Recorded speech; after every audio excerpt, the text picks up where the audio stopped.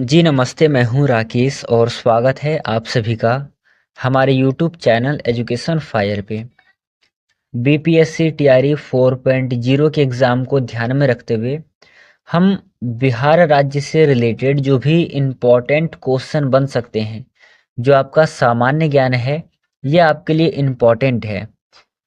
तो जो भी इम्पोर्टेंट सामान्य ज्ञान हो सकते हैं, जो भी बिहार का इतिहास है, इम्पोर्टेंट रिलेटेड क्वेश्चन है, सभी को इंक्लूड करके आज के इस सेशन में हम उसके ऊपर डिस्कस करेंगे।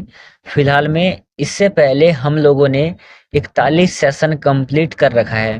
तो जिन लोगों ने अभी तक उन क्लासेस को नहीं देखा है, जाइए देखिए। जो आपका एग्जाम है उसमें कई सारे टॉपिक लगा रखे हैं, उन टॉपिकों की भी हम बात करते हैं, जैसे कि 1857 की क्रांति है, भारतीय राष्ट्रीय आंदोलन है। इन दो टॉपिक के ऊपर मैंने कंप्लीट सेशन कराया हुआ है, एक बार जा करके आप देखिए। जो आपका प्लेलिस्ट है, वीडियो के डिस्क्रिप्शन बॉक्स में मैं प्लेलिस्ट को ऐड कर दूंगा, तो आप वहां से जा करके देख सकते हैं। बाकी बात करते हैं शुरू आज के इस सेशन को। हम दिन शाम प्रत्येक दिन सुबह 7 बजे हम इस क्लास को शुरू करते हैं। तो आप तैयार रहिएगा, सुबह 7 बजे आपको क्लास ये अवेलेबल मिलेगा यूट्यूब पे। बस आपको क्या करना है, कॉपी पेन लेकर के बैठना है और जो भी लगे इम्पोर्टेंट है उसे नोट करना है। चलिए करते हैं शुरू आज के इस सेशन को। पहले नंबर का क्वेश्चन ध्यान से देखना है, बिहार में किसान सभा की स्थापना किनके द्वारा की गई थी? आंसर है सहजानंद सरस्वती के द्वारा बिहार में किसान सभा की स्थापना की गई थी। अगला प्रश्न है कि बिहार प्रांतीय किसान सभा का गठन किस सन में हुआ था? किसने किया था इस सभा की स्थापना? स्वामी सहजानंद जी करते हैं। कब करते हैं? मार्च 1929 में करते हैं।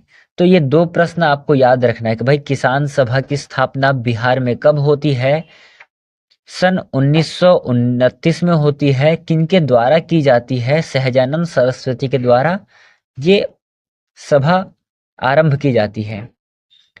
अगला प्रश्न है कि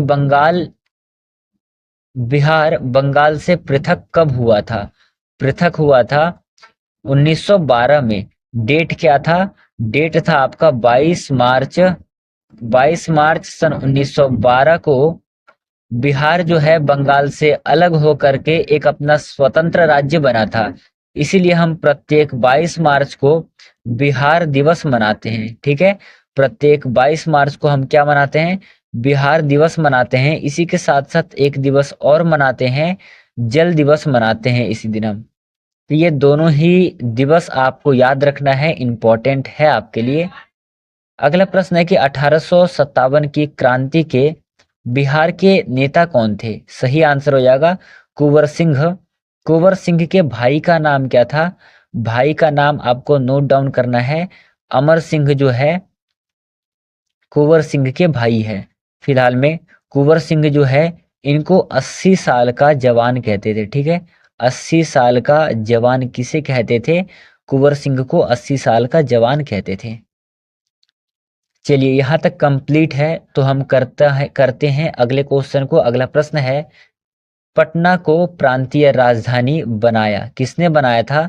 तो शेर शाह सूरी ने बनाया था। ये चीज आपको ध्यान रखना है।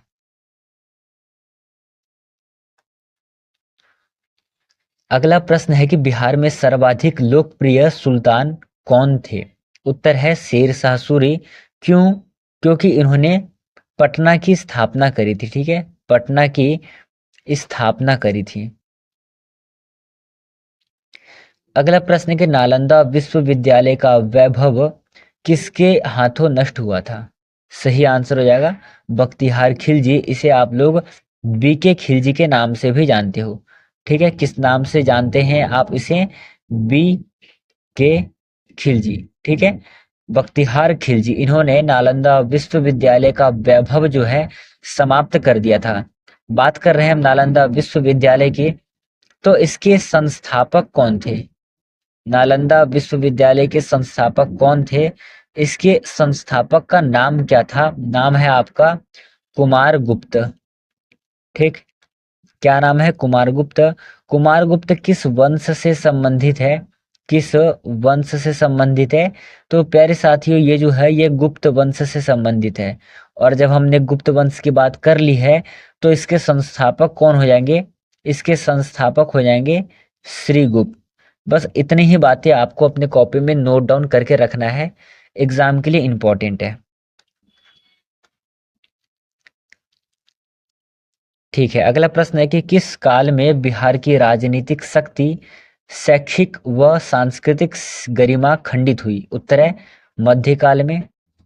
नेक्स्ट है, किस मुगल शासक ने सर्वप्रथम बिहार को अपने साम्राज्य में मिलाया था? आंसर हो जाएगा अकबर ने मिलाया था। अकबर का पुत्र कौन था?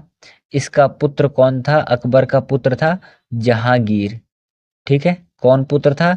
जहांगीर। इसी जहांगीर को सलीम के नाम से भी जाना जाता है, ये भी आपको ध्यान रखना है। अगला प्रश्न है आपका कि पाटलिपुत्र के संस्थापक कौन थे? सही आंसर है उदयन थे। ठीक है, क्यों? सबसे पहले आप ये देखना, जो उदयन है ये किस वंश से रिलेटेड है? उदयन जो है ये हर्यक वंश से रिलेटेड है।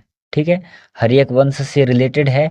हर्यक वंश के संस्थापक है आपके बिंबिसार। कौन है संस्थापक? बिंबिसार इसके संस्थापक है। बिंबिसार के बाद इसका पुत्र आता है। बिंबिसार के बाद एक और शासक हुआ है अजातशत्रु। शासक का नाम क्या है? अजातशत्रु। और अजातशत्रु के बाद एक शासक और हुआ है, वो है उदयन, जिसे आप लोग उदयन या फिर उदयभद्र के नाम से जानते हैं। बिंबिसार जो है ये हर्यक वंश के संस्थापक है, इसीलिए ये जो है प्रसिद्ध है। दूसरा अजातशत्रु इसीलिए प्रसिद्ध है क्योंकि इन्हीं के शासन काल में जो है ये प्रथम बौद्ध संगीति होती है। ठीक है, प्रथम बौद्ध संगीति किसके समय में होती है? अजातशत्रु के समय में। यहाँ तक जो है राजधानी राजगृह है। ठीक है, राजधानी क्या है? राजगृह है। फिर इसके बाद ये जो राजा है उदयन, ये क्या था? कमजोर था, डर प्रकृति वाले था, मतलब कि डरावने प्रकृति वाले था। तो इसका नाम भाई इतिहास में कैसे फेमस हो? इसने फेमस होने के लिए क्या किया? राजगृह से राजधानी चेंज करके क्या राजधानी कर दिया? पाटलिपुत्र कर दिया राजधानी। तो आपसे प्रश्न पूछेगा कि पाटलिपुत्र के संस्थापक कौन है? उदयन आपका सही आंसर है। अगला है, पाटलिपुत्र में स्थित चंद्रगुप्त का महल मुख्यतः बना था? किससे बना था? लकड़ी से बना था। ऑप्शन नंबर जो है लकड़ी वाला सही सही हो जाएगा। अगला प्रश्न है कि पाटलिपुत्र के किस शासक ने सर्वप्रथम अपनी राजधानी बनाई थी? उत्तर है आपका चंद्रगुप्त मौर्य। किस वंश से रिलेटेड है? ये मौर्य वंश से संबंधित है। अगला है कि बिहार में 1857 की क्रांति के नेता कुंवर सिंह का देहांत कब हुआ था? आंसर है 9 मई 1858 में कुंवर सिंह का देहांत हो गया था। इसके बाद इनके देहांत के बाद कुंवर सिंह का राजपाट जो है वो अमर सिंह संभालता है। अब ये अमर सिंह है कौन? तो अमर सिंह जो है ये कुंवर सिंह का भाई है। अगला प्रश्न है कि बिरसा मुंडा का कार्य क्षेत्र कौन सा था? सही उत्तर है रांची। रांची पे आपको सही टिक करना है। अगला जो प्रश्न है वो है स्वामी सहजानंद का संबंध था किससे था? तो बिहार के किसान आंदोलन से स्वामी सहजानंद का संबंध था। अगला है कि चंद्रगुप्त मौर्य के गुरु थे। चाणक्य जो है चंद्रगुप्त मौर्य के गुरु थे। इनके अन्य नाम कई सारे हैं। ठीक है, अन्य नाम कौन कौन से हैं? तो एक तो इन्हें हम चाणक्य के नाम से जानते हैं, दूसरा कौटिल्य के नाम से जानते हैं, तीसरा जो है वो क्या है? विष्णुगुप्त के नाम से जानते हैं। तो ये तीन नाम आपको अपनी कॉपी में नोट डाउन कर लेना है। एक तरफ आपको लिखना है चाणक्य, चाणक्य के बाद आपको क्या करना है? ये तीन नाम लिख लेना है। फिलहाल में जो चाणक्य है वो चंद्रगुप्त मौर्य के गुरु थे। गुरु के साथ साथ चाणक्य कौन था? मंत्री भी था। चाणक्य मंत्री भी था। अगला प्रश्न है कि कौन बिहार में किसान आंदोलन के साथ जुड़े हुए हैं? राजेंद्र प्रसाद आपका सही आंसर है। अगला है कि कांग्रेस सोशलिस्ट पार्टी की पहली बैठक जो है पटना में हुई है। ये चीज आपको ध्यान रखना है, करंट अफेयर का सवाल है। अगला है कि श्री नरसिंह नारायण क्या थे? एक समाजवादी थे। चलिए अगला प्रश्न है, ये रहा आपके लिए आज का अगला और अंतिम प्रश्न है। इसके बाद हम क्लास को करेंगे समाप्त। जो इसका अगला पार्ट है वो हम कल के सेशन में करेंगे। तो जिन लोगों ने अभी तक चैनल को सब्सक्राइब नहीं किया है, सब्सक्राइब कर ले, लाइक बटन दबा दे और बेल आइकन को ऑन कर ले, ताकि जो भी बिहार से रिलेटेड नोटिफिकेशन हो सबसे पहले सूचना आपको मिले। ऐसी मैं कामना करता हूँ, ऐसा मेरा मानना है। तो जिन लोगों ने चैनल को सब्सक्राइब नहीं किया है, सब्सक्राइब कर ले। करते हैं हम आज का अगला और अंतिम क्वेश्चन। जयप्रकाश नारायण किस पार्टी से संबंधित थे? उत्तर है आपका समाजवादी पार्टी से संबंधित थे। तो प्यारे साथियों, यहाँ तक हम लोगों ने पार्ट जो है 42 कंप्लीट कर लिया है। ठीक है, कल हम करेंगे पार्ट 43। देखिए अभी हम जो है इसी के साथ साथ इसी चैनल पर हम एनसीईआरटी क्लासेस कर रहे हैं। एनसीईआरटी क्लास जो भी इम्पोर्टेंट क्वेश्चन बन सकते हैं उस चैप्टर में से क्लास 6, 7 और 8, इनको ध्यान में रखते हुए हम क्या कर रहे हैं, एनसीईआरटी का प्रिपरेशन कर रहे हैं। और अभी जो है हम कर रहे हैं इतिहास। वर्तमान समय में 8वीं क्लास का जो है वो चैप्टर नंबर 3 चलेगा कल के सेशन में। तो जो भी भाई बहन सीटेट का प्रिपरेशन कर रहे हैं उनके पास ये वीडियो पहुंचा दीजिए, ताकि वो भी इस वीडियो का लाभ उठा पाए। चलिए मिलेंगे कल के सेशन में, तब तक के लिए धन्यवाद। जय हिंद साथियों।